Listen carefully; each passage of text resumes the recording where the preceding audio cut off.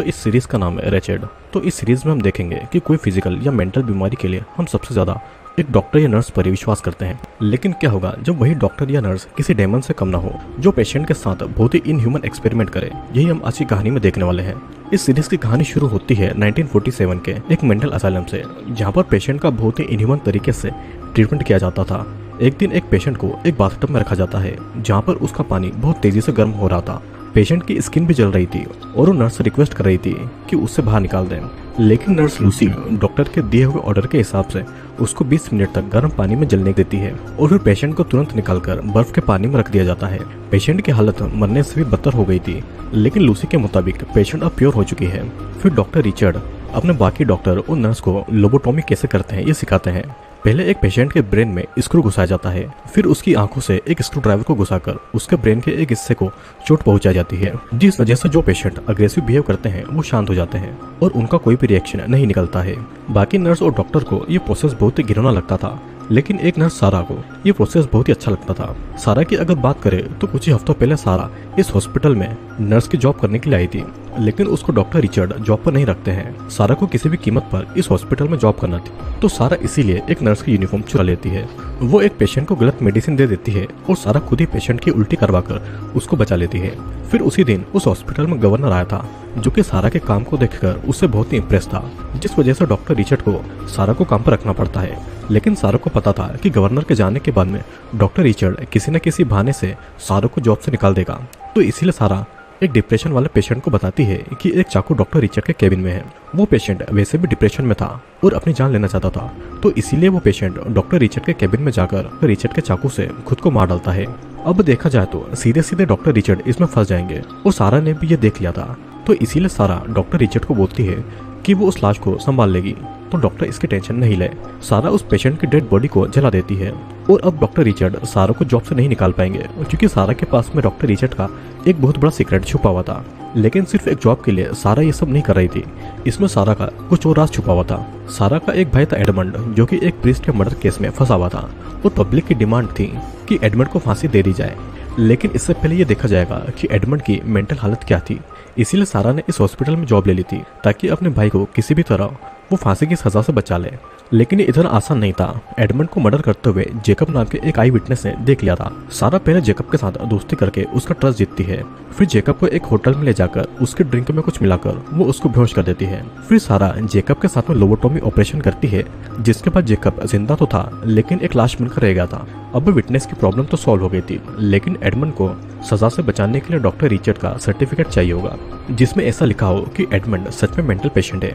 तो इसीलिए सारा के कहने पर एडमंड पागलों जैसा बिहेव करने लगता है, लेकिन डॉक्टर रिचर्ड भी चालाक थे। उनको पता था कि सजा से बचने के लिए एडमंड पागल होने का नाटक कर रहा है, तो इसीलिए डॉक्टर रिचर्ड को अपने हिसाब से काम करवाने के लिए सारा को डॉक्टर रिचर्ड के बड़े सीक्रेट का पता लगाना होगा। सारा को पता लगता है कि कुछ साल पहले कैमिलिया नाम की एक अमीर औरत ने अपने मेंटली डिसेबल बेटे जेक का इलाज करवाने को कहा था। जेक और डॉक्टर रिचर्ड एक दूसरे से बातें कर रहे थे और जब डॉक्टर रिचर्ड का ध्यान कहीं और पर था तो जेक उनकी ड्रिंक में नशे की दवा मिला देता है, लेकिन गलती से डॉक्टर रिचर्ड के साथ साथ जेक भी बेहोश हो जाता है।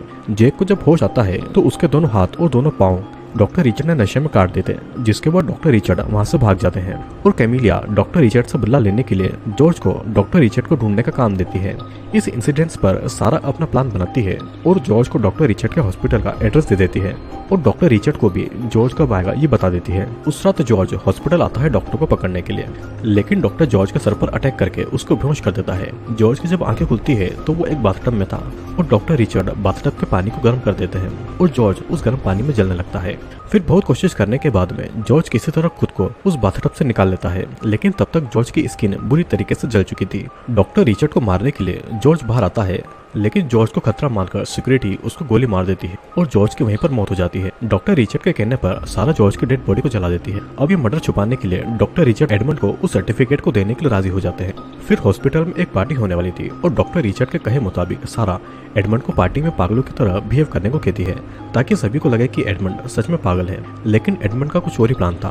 हॉस्पिटल की एक नर्स केट के साथ में एडमंड रिलेशनशिप में था और दोनों यहाँ से भागकर अपनी नई जिंदगी को शुरू करना चाहते थे। इसीलिए अगले दिन पार्टी में एडमंड सिक्योरिटी गार्ड को मार डालता है और उसी गन से केट सबको डराती है और दोनों वहाँ से भाग जाते हैं। फिर रात के समय दोनों एक अबेंडन घर में रुकते हैं, लेकिन अगले दिन पुलिस वहाँ पर आ चुकी थी। केट पुलिस पर गोली चलाने वाली थी, लेकिन पुलिस की गोली से केट की ही मौत हो जाती है और एडमंड को अरेस्ट कर लिया जाता है।